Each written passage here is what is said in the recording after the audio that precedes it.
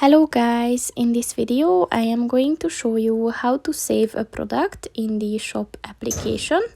But first I just want to mention, don't forget to subscribe to my channel, because at 10,000 subscribers I am going to show you my whole YouTube revenue statistics and growth strategy, as well as how to make money online. Let's jump into it.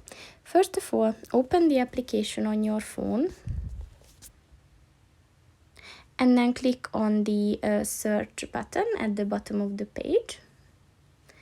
And then just look for a product that you are interested in. So, for example, among beauty, you can find different types of products like highlighters, vitamins, hair serums. So, for example, if you're interested in this Mielle hair serum, just click on that, and you will find a little heart button next to the page.